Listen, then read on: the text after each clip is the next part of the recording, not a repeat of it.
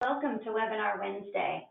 We are excited about today's presentation featuring expert Erik Wikström, Manager Training within Product Management and Customer Success of RTI Group.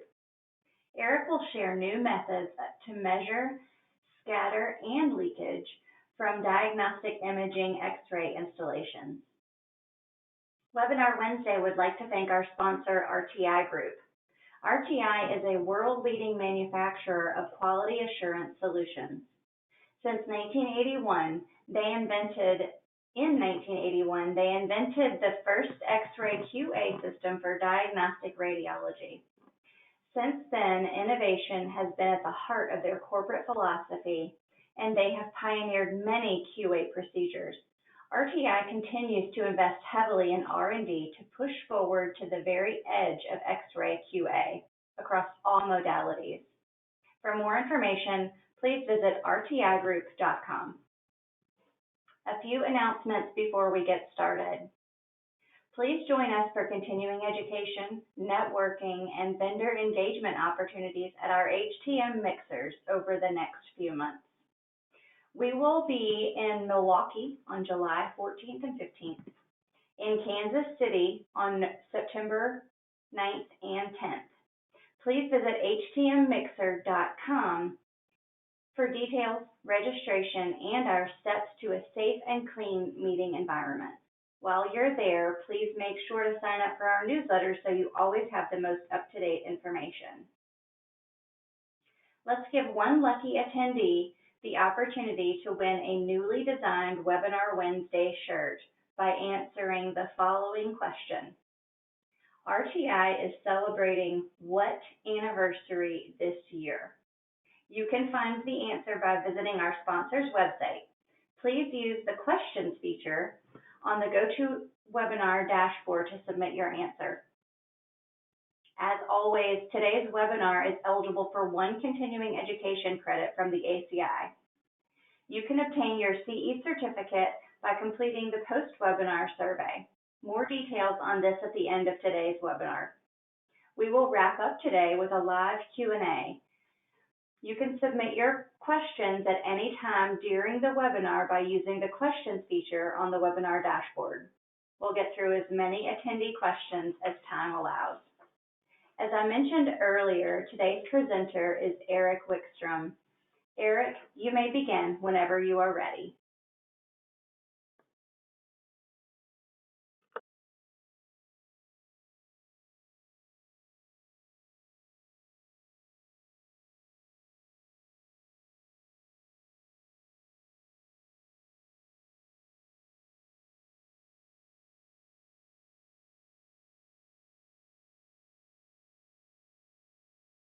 Erik, I think you might be on mute. That's right. Technicalities. Thank you very much, Jennifer. Now I'm unmuted as well. So this is me. Hello, Erik Wikström, trainer, manager of training at the RTI. I just wanted to show myself so you know who I am. I'll turn the camera off so you won't be too distracted during the presentation. So I'll do that now. And today's topic, tracking leakage and scatter in diagnostic X-ray. Well, what that means is that we'll cover scatter, defining scatter and looking a little bit more at that. Same with leakage to see, learn what is it actually leakage and how is that defined. What limits are there? There are legal limits or recommendations at least for maximum exposure in those situations. And once that's done, we'll take a practical approach to it and see how do we measure leakage and scatter in practice. There are some improvements that we might offer, and some of them we'll share at this time, if that allows. And towards the end, like Jennifer said, there's a Q&A, and we welcome any questions you may have on these topics. Just a brief introduction of where we are from. RTI Group, they're a Swedish company based in Mölndal outside Gothenburg on the west coast of Sweden. We have 2 sales offices abroad, one in Singapore and another one in Tuaco in New Jersey to handle our North American operations. With me there, we have got Steve Holmes, who runs that office, that market for us. So he'll be glad to take any questions regarding the American side of business. Those are our own offices. We do have representatives in the rest of the world, cover about 80 countries now with distributors. So we have pretty good presence. And as Jennifer mentioned, we started in 1981 and introduced only a year later, in 1982, the first non-contact kV meter for the Xray market, the DigiX. We're quite successful and had a large market share, since we were the only ones that offered this solution to the market. So that was in 1982.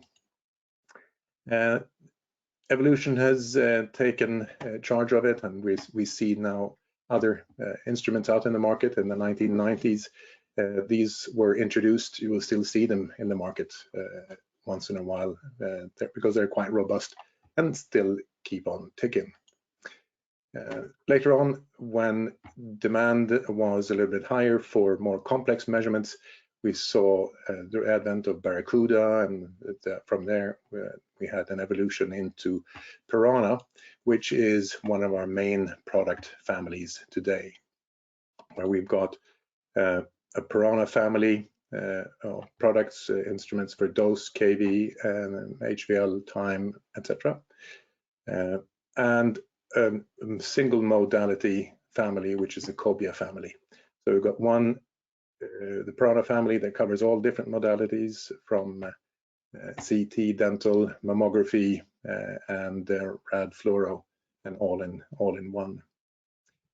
Joining these two families together is an Ocean software, the software package for support and for data collection and manipulation for the users.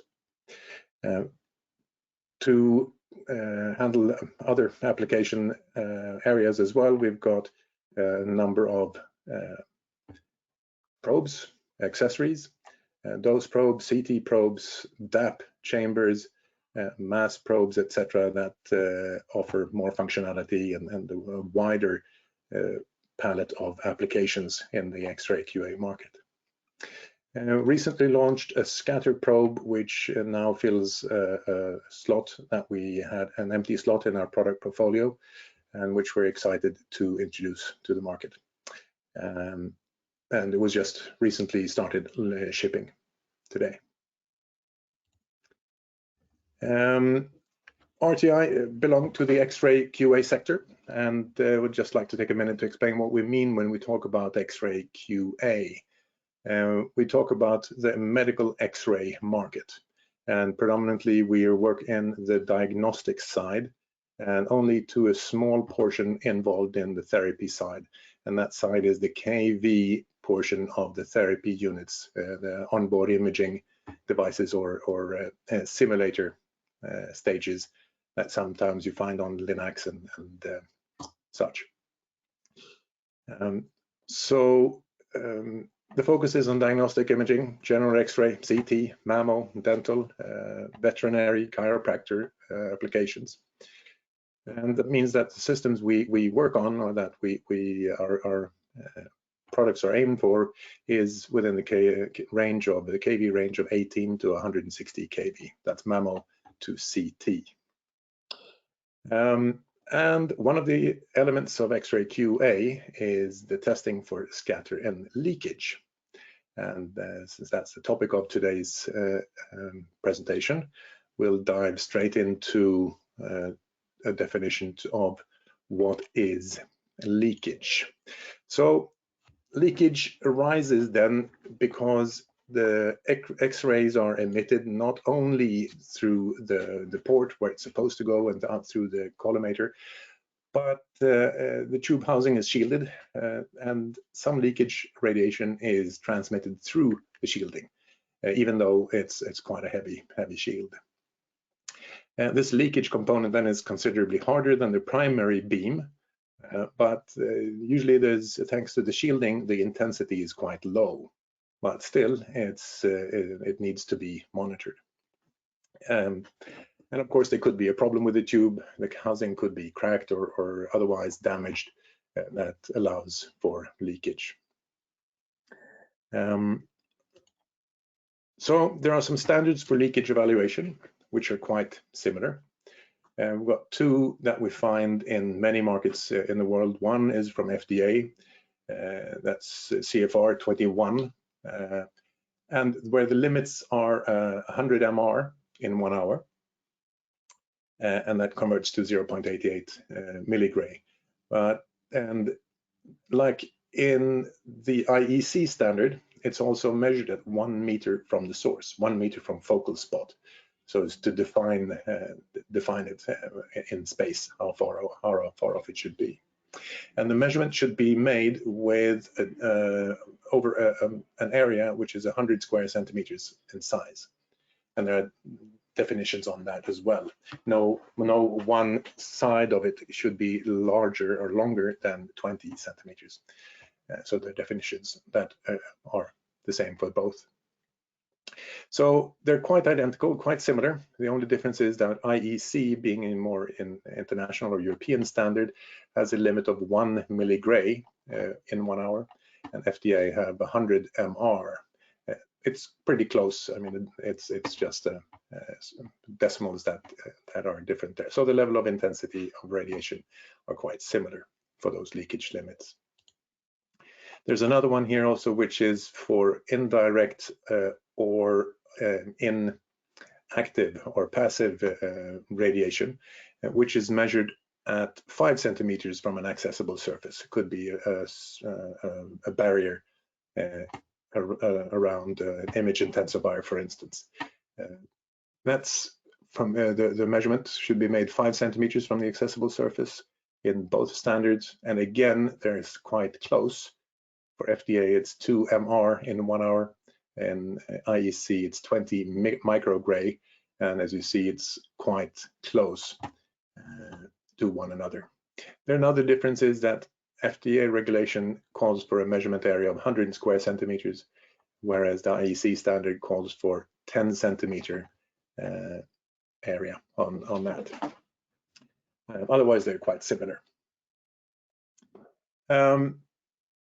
Apart from this, on top of this, we're not done yet. As you see, the radiation here is, the limit is for a certain dose in 1 hour. It doesn't say per hour, because we need to consider the workload. Since we can't see that the X-ray machine is operating 24/7 at the same intensity, we need to look at the workload to see how much radiation can be produced in 1 hour. So there are different ways of calculating the workload. You can look at the power rating of the X-ray machine and calculate that together with the max kVp. Divide the power by the kVp, max kVp, and you will get theoretical continuous maximum MA that the unit can produce over time. So that can be used as an MA, as a tube current. There could be set mass or typical mass for the typical consumption of mass. You get that from the usage records of the X-ray machine, either built in to see how many mass have been consumed, or by counting mass per patient and multiplying by a number of patients to see what is a reasonable figure for an hourly dosage. The settings can also be recommended by the manufacturer, could be in the manual for the machine as a leakage technique factor, or there's also settings recommended by regulatory bodies, which could be typically 150 kV and 3.3 MA, and to run those settings as well. So there are different ways of doing it. So you need to figure out what applies to your location and to your installation, what type of calculation is used there. All right, looking then at scatter. Well, what is scatter? Well, it's actually then a result of the coherent and incoherent scattering process in diagnostic radiology that appears when we have an object in the field, in the beam, which is irradiated. It could be a patient or a phantom. And when the X-rays hit that, it then spreads out in different areas. It refracts and scatter arises.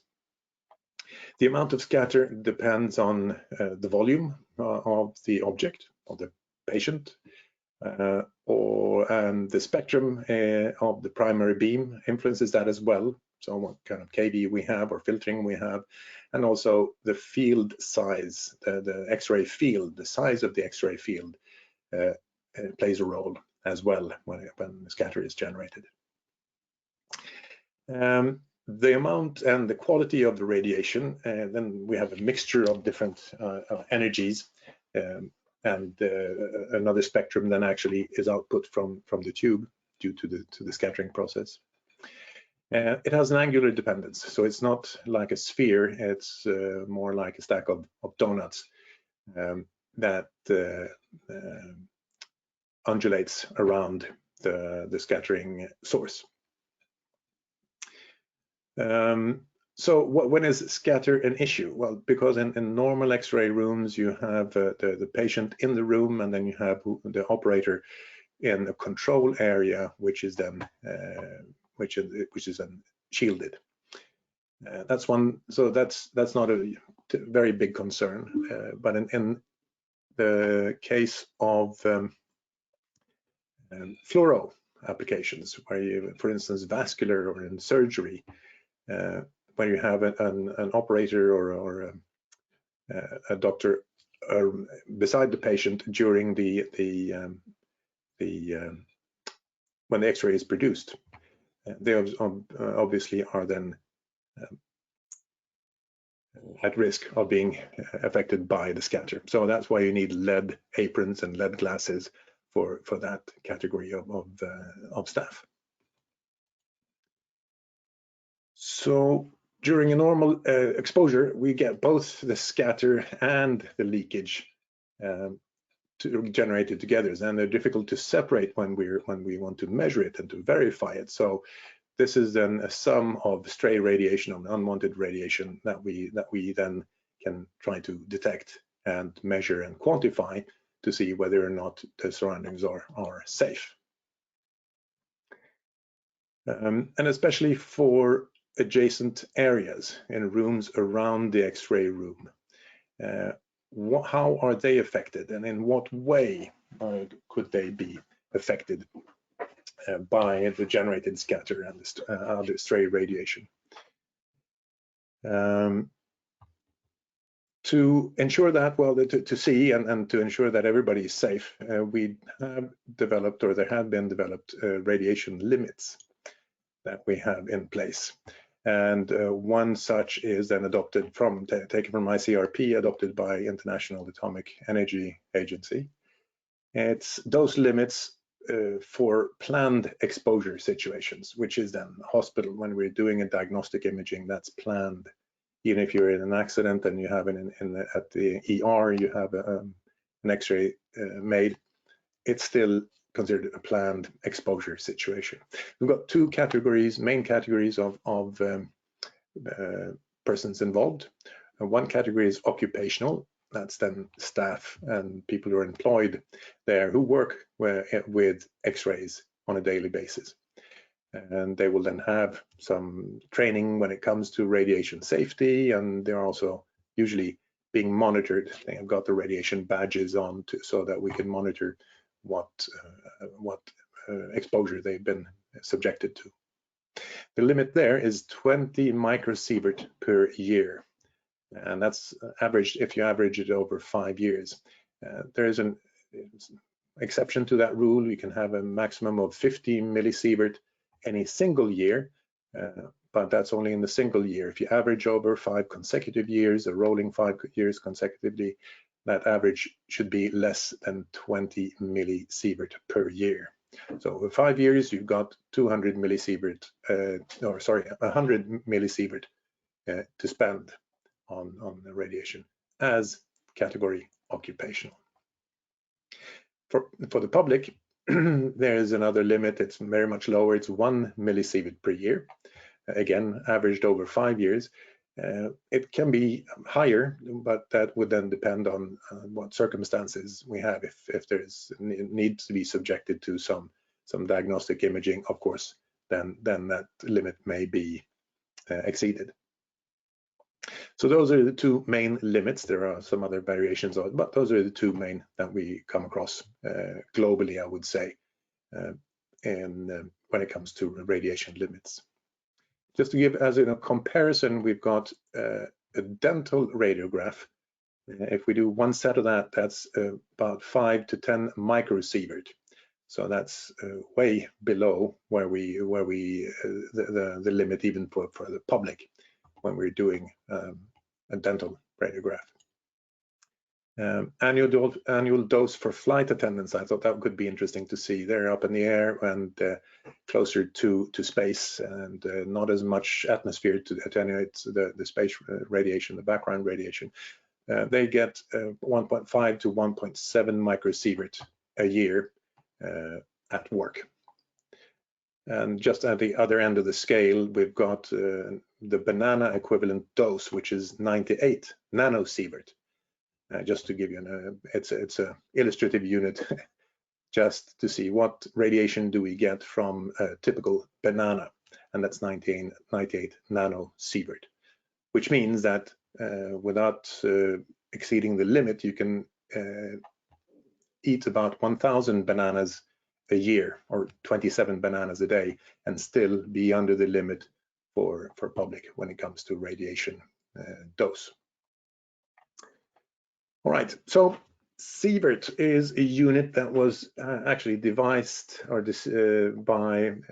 as a measure of the health effect of low-level ionization radiation to the human body, like X-rays and other low-level radiation.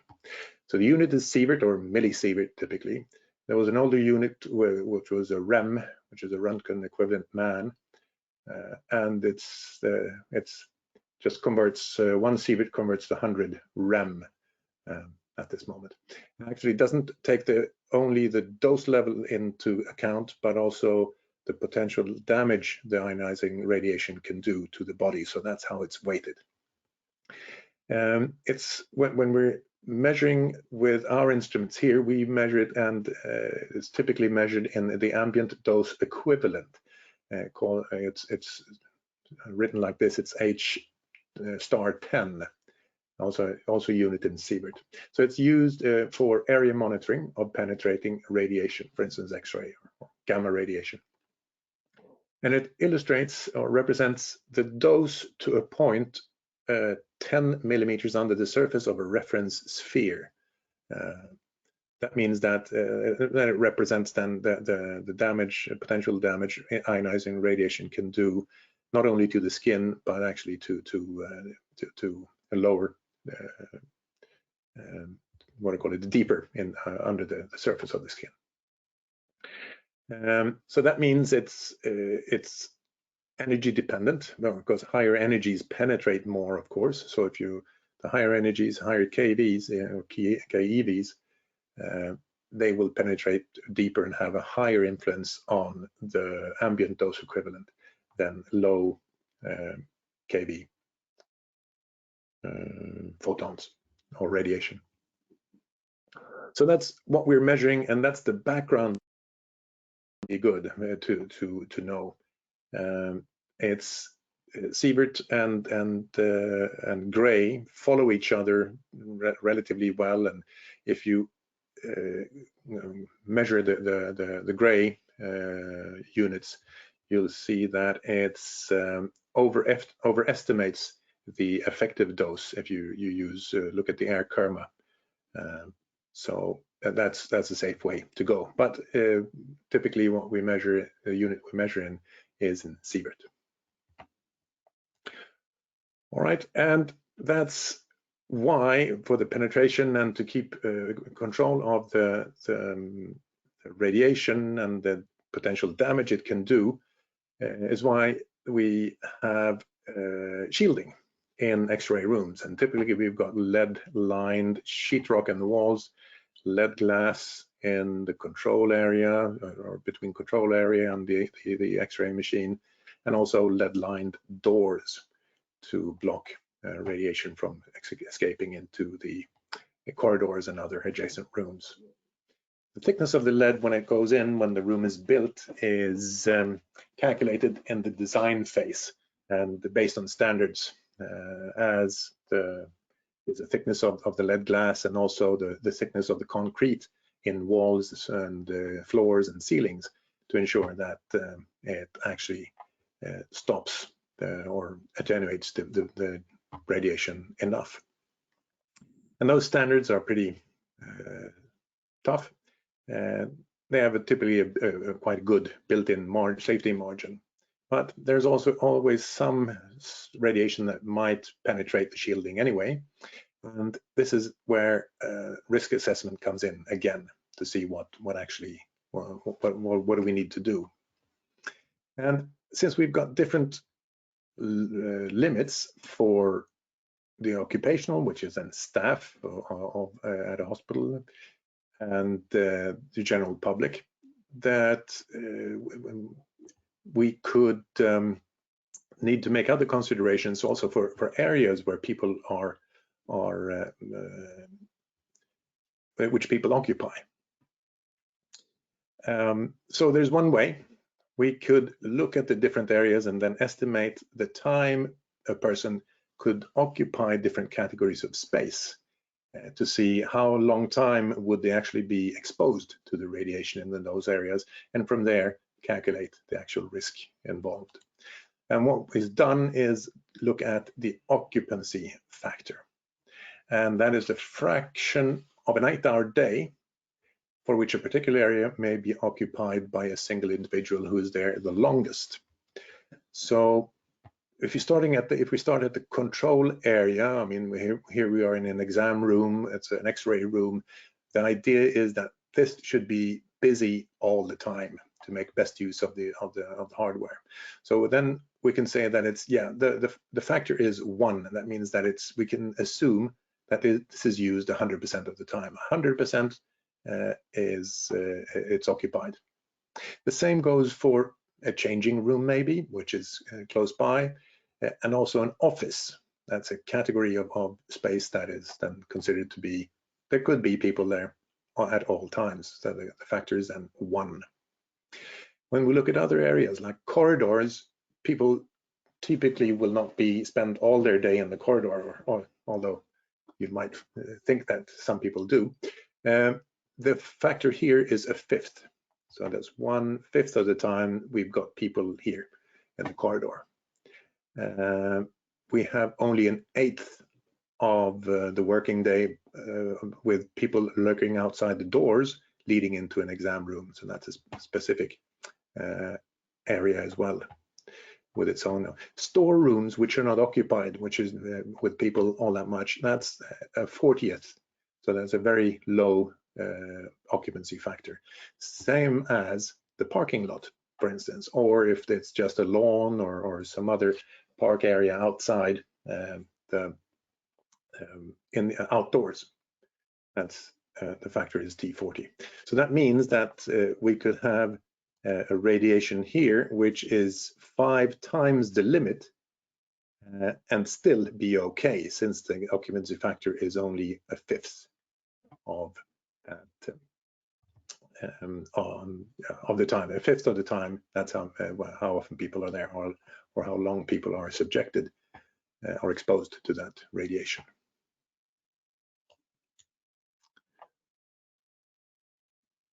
So normally with this setup, very little changes in with the wall shielding because the sheetrock, the lead line sheetrock doesn't move all that much, and it doesn't deteriorate, decay, or anything like that.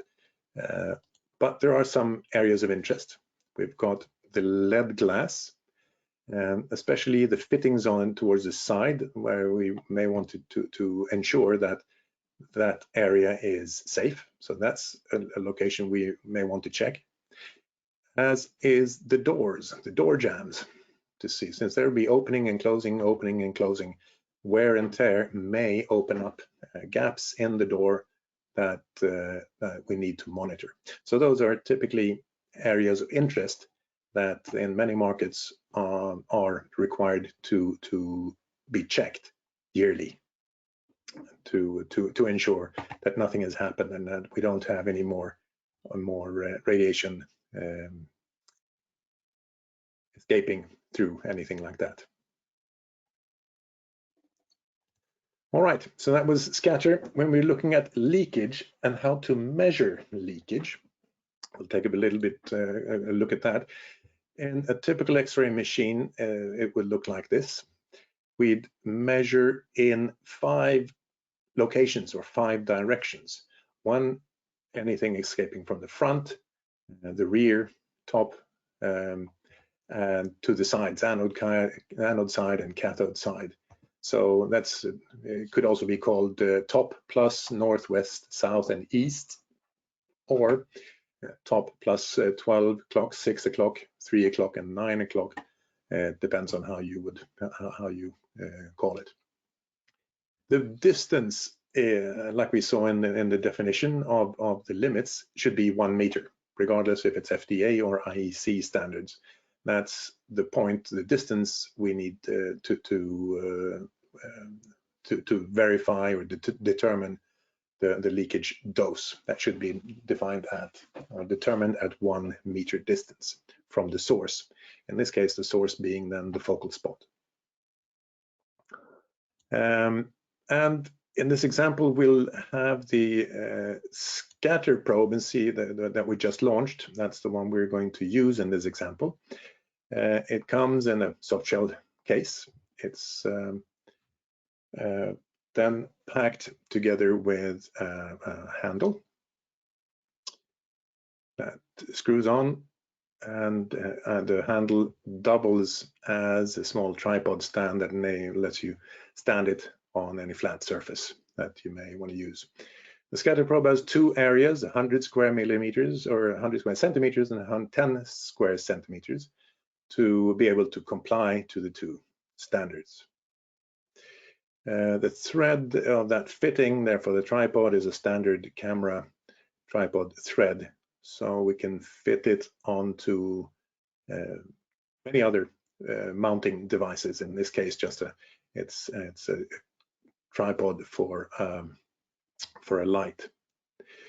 So that's the scatter probe we've got ready, and then to do the actual measurement, we've got the scatter probe. We place it at 1 meter from the focal spot, and just adjust the measurement to make sure that we're where we need to be. Once that is done, the collimator is closed because we don't want any leakage out of the collimator. That should be firmly closed. Set up one of these techniques that we have typical for an X-ray or for a leakage measurement, and make an exposure. So once that exposure is done, we move to the second location. And again, make sure we're at the right distance from the focal spot. And we'll make a second exposure. And once we've done that, we'll repeat it for all these, for all the other locations. So we've got 5 measurements, and those 5 measurements, we'll then take them and work out the workload, and to see what leakage dose do we actually have in 1 hour from this device. We'll have a look at a little bit later on how that can be done, but that's an equation that some math that we need to do. So measuring scatter is also pretty straightforward. In this case, what we do is we have something to generate scatter. So it's we're using a stack of PMMA slabs, 20 centimeters tall, and this should then be irradiated with the collimator fully opened, or at least open enough to cover the complete stack. So this stack will then generate scatter in all kinds of directions. If we don't have PMMA slabs, you could use a water phantom or similar, just to get something to generate scatter. So again, doing that, you see we've got radiation outside so we're fully covering it. The collimator light is now closed. We move the scatter probe to a suitable position. Now for measuring scatter, we don't have a really well-defined spot or distance in the standards, but it's always good to get a measure to see where we are, so that if we need to convert the measurement, the dose we measure according to the inverse square law, we know where to start. So we do that, place it, make a radiation, and as you see, we've got quite some heavy scatter from the PMMA stack. So we'll try a second one to see what do we have on this side of the lead glass. Are we okay with this? We place it here and we make an exposure and see what kind of values we're getting. And it's considerably lower, of course. We've got 28 nanogray, which is not all that dramatic.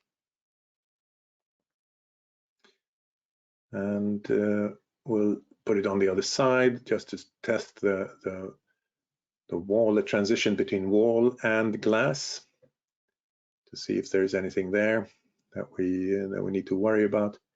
And we'll make an exposure, and it's even better there. It's even more shielded. It's only 4 nanogray in that specific location.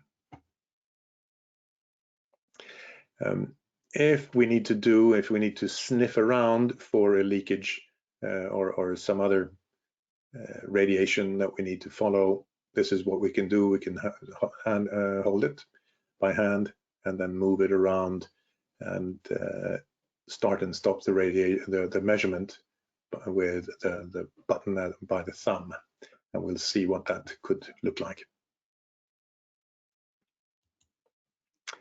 All right, so the instrument we're using is the scatter probe. Like I said, we just released it and started shipping it. It's a new device. It has the 2 areas so that we comply with the standards. It's 100 square millimeters and 10 square centimeters. Sorry, 100 square centimeters, 10 square centimeters. On the rear, we've got a button to start and stop if we choose that. And there's an array of diodes here that lights up in proportion to the intensity that's picked up. It's connected with a USB cable to a laptop or a tablet, which acts as a display unit. And measuring with it, we have a software, call it Ocean, and this is what the quick check version would look like, where we have some guidance in the measurements. We need to choose the mode we want to measure in. If it's air karma or ambient dose equivalent or mean energy, that's the first choice. Second choice is the size of the measurement area, 10 square centimeters or 100.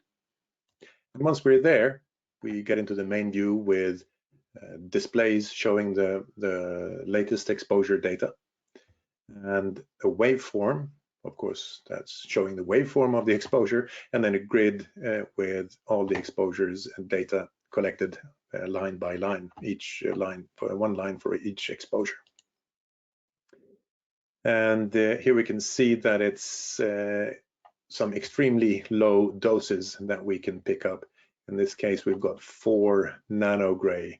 That's then, or 29 microgray per hour. And if we calculate that back into nanogray per second, that's only 8 nanogray per second. So that's pretty decent, I would say. And this is also then, it triggers on its own, as you saw, it was standing in the holder, on the holder. We're talking about the sniffing around for hotspots. That's done in something called free run mode, where we start the measurement manually and stop it manually as well.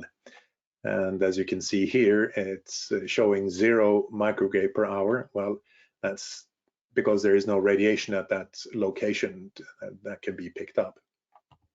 And we do see a spike here, so that we can actually then determine that, yes, somewhere along here, we would have seen a spike that went up to a peak rate of 29 microgray per hour here at this peak.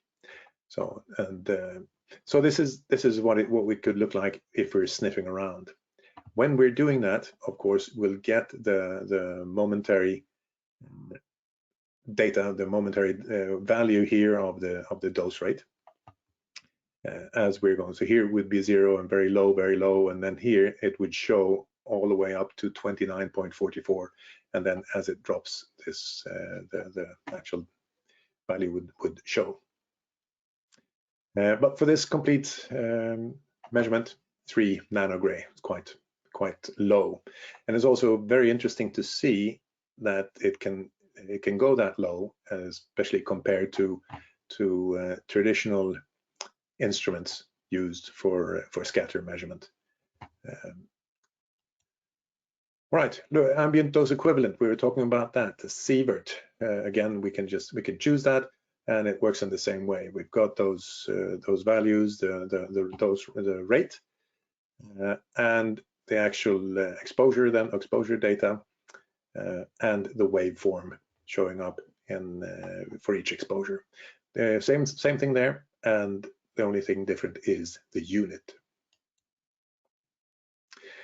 And here I would just want to show some other low level radiation measurements that we picked up.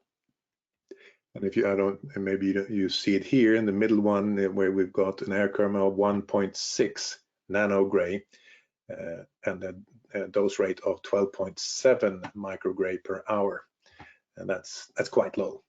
That's quite low. So if you want to make sure to pick up the leakage, this might be interesting for you to have a go at. All right, so that's then for the basic version here, where we'll be able to pick up just the straightforward, get the data as we see it. It's a simple display software. If we want to have some more help out of this, we could make use of ocean templates for that, to help do some of the evaluation, some analysis off there. And making a new measurement of this, in this case leakage, we select new, and then new measurement from a template, where we choose a suitable template, and in this case we find it here, the leakage compensated for distance. So let's see how that works. So once the template is loaded, it is ready to receive exposures, and we'll just make an exposure and see what happens. So what we do get from the scatter probe in this case is that we get the exposure time and the exposure at the detector, as we call it. So that's actually the dose that the detector picks up. The rest of the information here is calculated. It says here exposure at a reference distance. What is the reference distance? Well, we've got it here as a default, which is 100. Reference distance is 100 centimeters. So what the software does, it recalculates according to the inverse square law, the dose at the reference distance based on what we're measuring at the actual distance, which is here. So it takes this value, the actual distance where we are measuring, and the reference distance, converts it using the inverse square law, and calculates and gives us this dose instead, the distance at the reference distance. Could make sense because the reference distance is 1 meter and we're measuring at 2. So of course that does make sense. We've got some other data in here as well. Maximum exposures in an hour. It's also something that's computed based on the maximum continuous MA that the system can produce and the set mass. So we know with a certain set mass, it would convert to X number of exposures with this set mass if we can only have 0.45 MA in 1 hour. So that converts to 25 exposures at 64 mass. That's what this system can produce. So at maximum pressure, at maximum rate, everything, the normalized dose in 1 hour is going to be 567.2 microgray using these data we have here. We normalize it or convert it to milligray so that we can compare to the limit. We compare, see if it's above or below, and we see that yes, it's below, so the result is a pass. This is then done for each and every row, each and every exposure. So we front side, anode side, the rear, oops, there was an error. Okay, never mind, we'll go and do the cathode side and the top side. So we're all done, but we've got a fail, darn. What could that be? Well, it's because we didn't enter the proper distance. We didn't measure the rear leakage dose at 2 meters. It was actually at 75 centimeters. So we put a key in 75, and of course, with the conversion, we're then good to go. And that would be the same for the other rows as well, that we could change and to the actual distances so that we have the proper information to work with. Of course, this is then possible to report everything. Once we've had the last exposure, we also have a report ready. And if we look a little bit closer, we've got all the data we need. There's a test dates, the set values, everything like that, the serial number of the scatter probe, and all the measurement data and pass fail. So this is just as soon as everything is collected. So that's just a brief glimpse of what can be done with the current solutions. All right, coming to the end of this presentation, and I'd just like to summarize it with it's when we're talking about scatter and leakage, it's not, we need to remember to normalize the measured exposure, the measured dose, leakage dose. We need to normalize it to workload, to occupancy, and distance. So we need to figure those things in for proper leakage and scatter data. Both leakage and scatter is very low level radiation. That's something that we can determine. We need sensitive equipment to be able to detect it properly, so that nothing escapes. With the scatter probe that we launched now, it's actually then solid state based, as contrary to traditional instruments. It's solid state, and there it's not affected by temperature or pressure. It's easier to transport. It's flat. It's not pressurized, so we can just stick it in our hand luggage when we need to travel. Mounts easily, so you don't have to stand in a room and expose yourself to unknown radiation. You can take refuge behind a shield. And there is software available for improved efficiency to save you time and also improve traceability in your scatter and leakage measurements. So that concludes my presentation, and with that, I would like to thank you for your attention. And if there are any questions, I'd be happy to take them now. Thank you so much, Erik, for all of this valuable information. As a reminder to our audience, if you have a question for the presenter, please use the questions feature on the webinar dashboard. We do have a few questions that have come in already. So Erik, we'll start with those. The first is, we use an ion chamber to measure scatter now. What is the difference, and why would we need a scatter probe? Well, it's like I was saying, it's the ion chamber. That's the traditional method of using it, and typically it's pressurized to improve the sensitivity. But even though it's pressurized and you've got a lot of molecules, gas molecules in your ion chamber, the sensitivity is much higher in a solid state instrument. So it's a quicker response, and you can pick up very, very low dose rates, as you saw from the figures that I showed there. So that's one thing from a measurement point of view. And then, of course, if you're traveling, if you've got a pressurized ion chamber, of course, it's difficult to get it. It could be hazardous cargo, and then you're in trouble a bit. Even if you have ventilated ion chambers, of course, then there is the issue with temperature and pressure. You need to compensate for that, and also the response, the step response to radiation is a lot quicker with a solid state solution. All right, our next question is, how sensitive is the scatter leakage probe? Yeah, well, it's difficult to say how. It's very sensitive, and it depends on what you compare it to, I guess.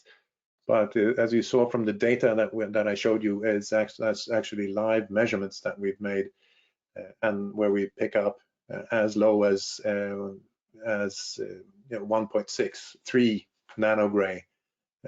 That kind of it's very sensitive. And surprisingly, we were hoping to have something that was sensitive, and we're being very proud that we're overachieving when it comes to the sensitivity side of it. Our next question is, do I need to be in the same room while using the scatter probe? No, since it's the scatter probe connects via USB cable to a computer, a laptop, or a tablet, a Windows-based system. You can run that and stand behind in the control room, and from there monitor whatever is going on, and also start, stop if you need to do, and control the scatter probe remotely, so you don't have to be in the room. That's also why we had that handle that converts into a tripod, so you can actually stand it on the floor if you want to measure on an under-table tube. You can stand the scatter probe on the floor, and with a good measure the distance, and it will stand there quite steadily. So no, it can be operated remotely, yes. All right, our next question is, does the scatter probe work with the Red Piranha? Yes, or rather it works directly with your laptop, your Ocean software. So it's independent of any other instrument we have. You can use the scatter probe standalone with a tablet or a laptop, so you can run the software for your documentation purposes. So it's a standalone one. So whatever instrument you have, if it's ours or somebody else's, doesn't matter. You can work with the scatter probe anyway.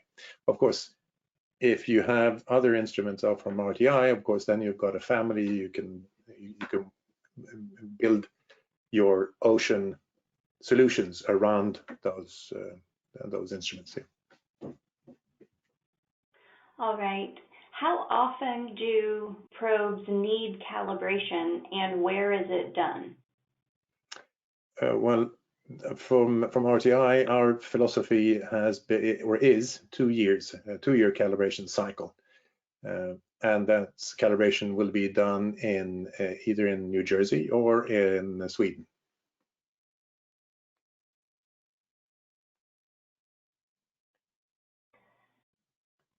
Okay, what is the difference between this probe and the RB100 probe used for scatter or leakage? The big difference is, of course, the size. It's a factor. It's the R100 is of course 100, but 100 square millimeters, whereas the scatter probe is 100 square centimeters. So it's a big difference when it comes to the size of the actual detector area. And the principle is the same, I would say, but with the larger surface, the larger area, we have even higher sensitivity. The R100 is very sensitive, but with the scatter probe, we're even more sensitive. And we also comply then to the international standards when it comes to the size of the detector. You've got the 100 square centimeters for leakage and also for scatter measurements. Without doubt, you don't need to worry or fiddle around or move it or do anything. It is 100 square centimeters, that's it. So no worries when it comes to complying with standards. That's the big difference, I would say. Principle is the same, size, in this case, does matter. Okay, our next question is, what is the most common cause for lead-lined walls to fail? Does age play a factor? I haven't done any very big research on that, but of course it depends on how the buildings are made, how they're built. With age, of course, it may settle a bit. The houses may find it separates in joints when it comes around.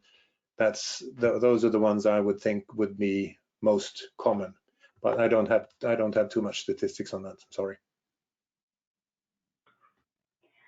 All right, thank you so much, Erik, for your time today and for a great presentation. I would like to encourage everyone to visit today's sponsor to learn more about the services they provide to our industry. Please visit rtigroup.com.